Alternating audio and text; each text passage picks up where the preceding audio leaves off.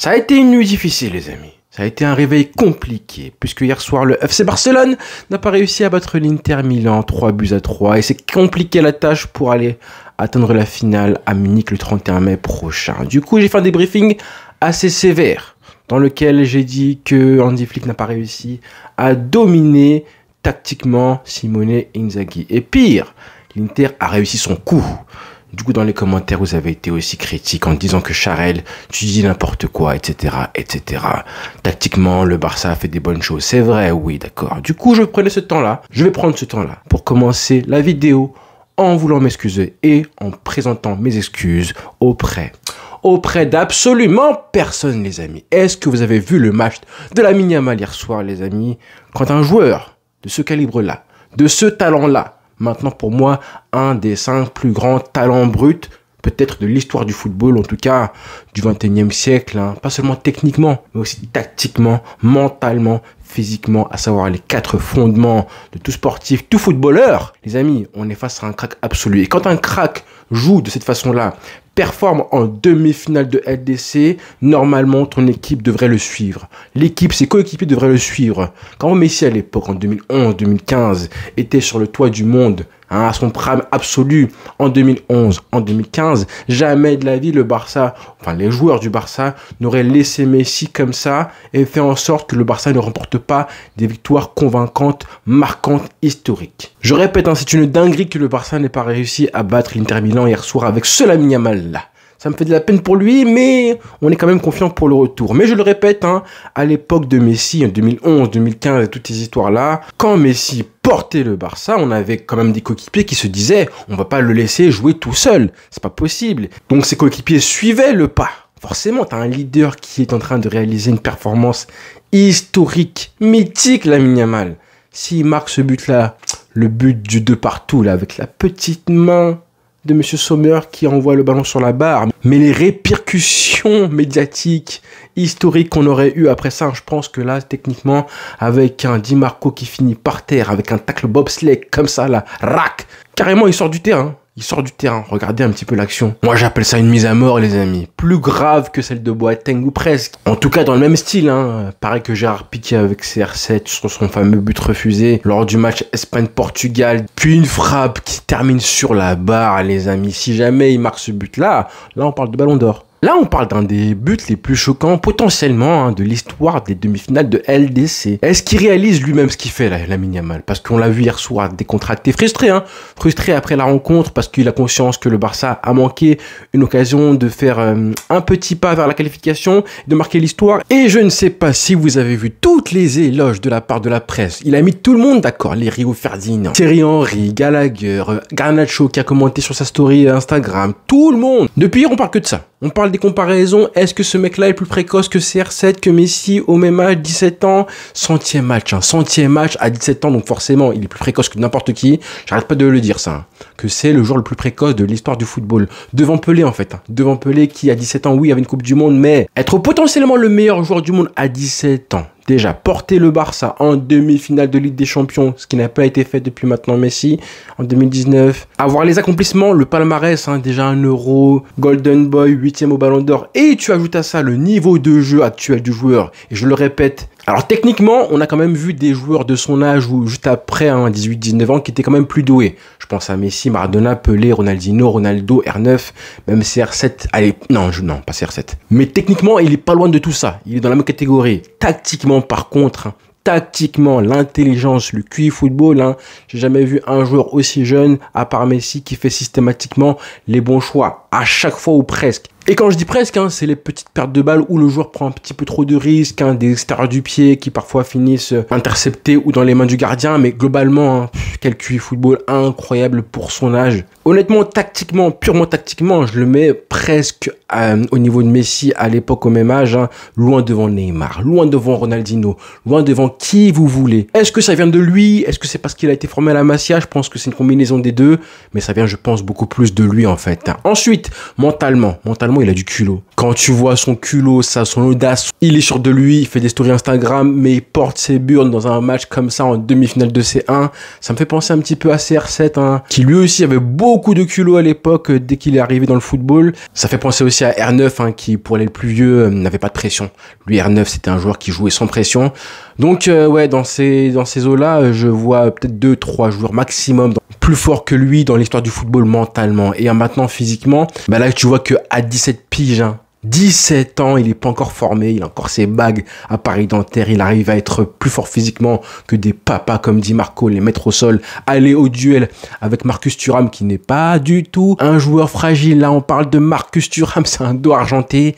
Et Lamine Yamal, il va au duel, il récupère le ballon et il va marquer tout seul ensuite. Il a des appuis archi vite, l'explosivité, il a tout, les amis. C'est pour ça que je dis que normalement, dans un match comme ça, t'es supposé l'accompagner, d'accord? Un petit peu comme ce qui se passait avec Messi à 10-15 ans. Et quand Messi, par contre, n'était pas accompagné par ses coéquipiers, ça donnait quoi? Ça donnait évidemment Liverpool 2019 à Anfield Road, abandonné par ses coéquipiers complètement. Ce qui me fait dire vraiment que le Barça devrait faire beaucoup mieux lors du match retour, hein, parce qu'il ne pourra pas faire toutes les rencontres comme ça en essayant de porter l'équipe. Et dans le même temps, on a ses coéquipiers qui le regardent jouer. Ou plutôt qui accepte le fait que c'est lui qui porte l'équipe sur ses épaules comme si c'était juste normal. C'est pas normal. Quand je vois Ferran Torres qui dit là en conférence de presse après match justement qu'il faut laisser Lamine Yamal porter l'équipe sur ses épaules, j'ai envie de dire, frère, oui, mais à petite dose, hein. À partir du moment où tu le dis, c'est que tu te rends compte. Je préfère que toi aussi, tu prennes tes responsabilités. D'accord, tu peux l'épauler, l'aider. Ça veut dire donner le maximum de ballons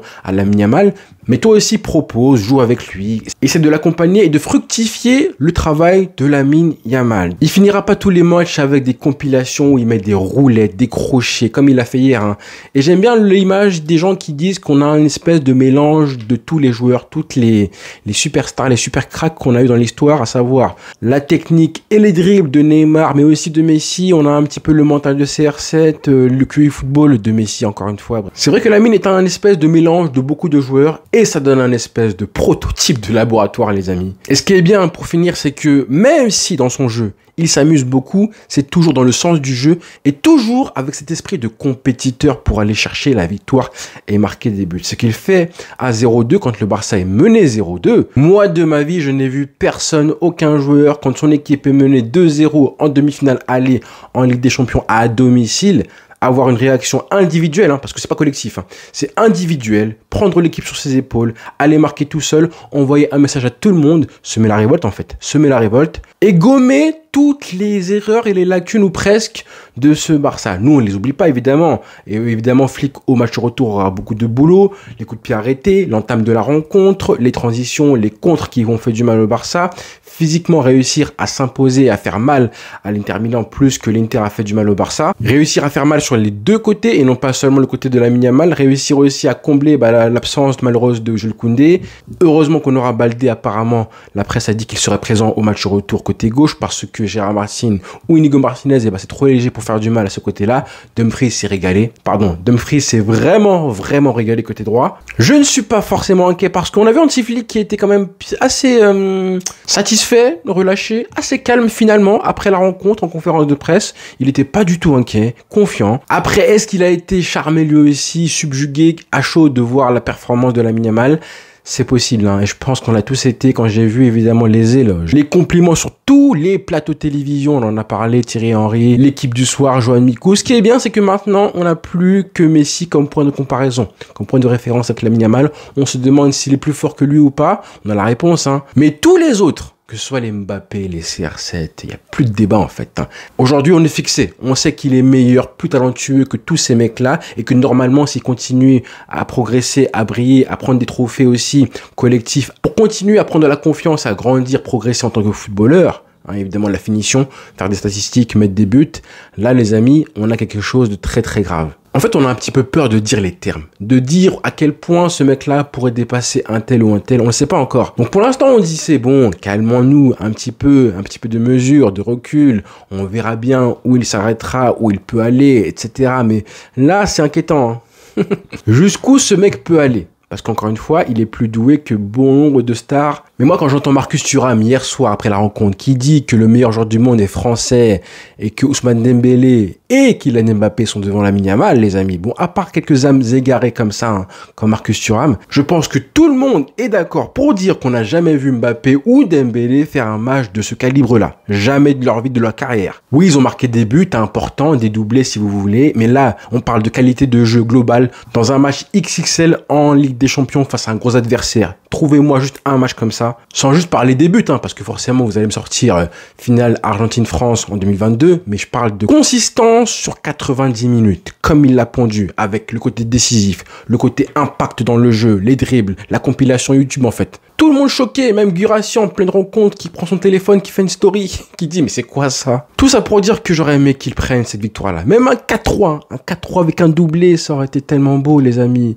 Et c'est ça que j'aime chez lui, parce que malgré la performance individuelle, il était dégoûté en fin de rencontre, hein, 100e match pour lui, hier, 100e match avec le Barça, ce qui fait juste, forcément, on compare avec Léo Messi et ses 100 premiers matchs avec le Barça, et on voit qu'il est pas si loin ça, hein.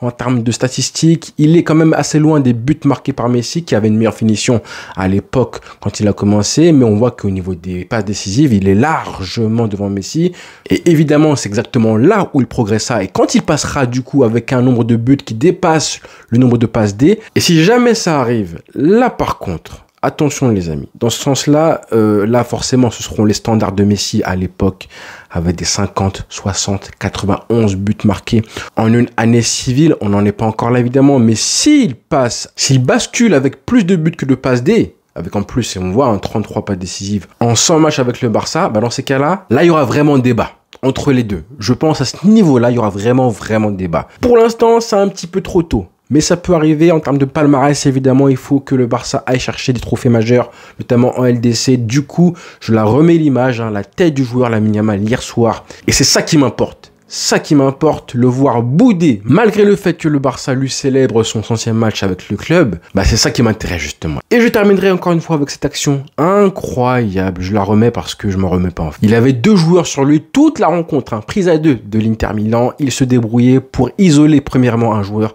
à savoir Di Marco, puis ensuite, hein, pied droit, pied gauche, il s'en fout, il te met l'accélération, l'explosivité d'abord, l'explosivité, puis ensuite le crochet qui te fait tomber, bobsleigh, Di Marco qui sort du terrain carrément, et là l'angle fermé, la justesse technique pour allumer très fort, c'est ce qu'il faut faire, hein. Frapper fort, ça aussi, hein, ça se passe à une vitesse incroyable sur le moment, et il te frappe avec une vitesse, c'est le geste parfait, frapper fort, en l'air, en gros viser la tête du gardien, c'est un petit peu méchant, mais c'est ce qu'il faut faire, hein, dans ces cas-là quand tu as un angle fermé, pour que la balle soit le plus proche possible de la lucarne. Malheureusement, barre sortante, s'il avait marqué les amis, imaginez juste, hein, les répercussions médiatiques, mais bon, avec des si, hein, c'est à ça que tient justement le football. Et le suspense du coup, pour le match retour. Voilà les frères, bonne journée à tous, ciao.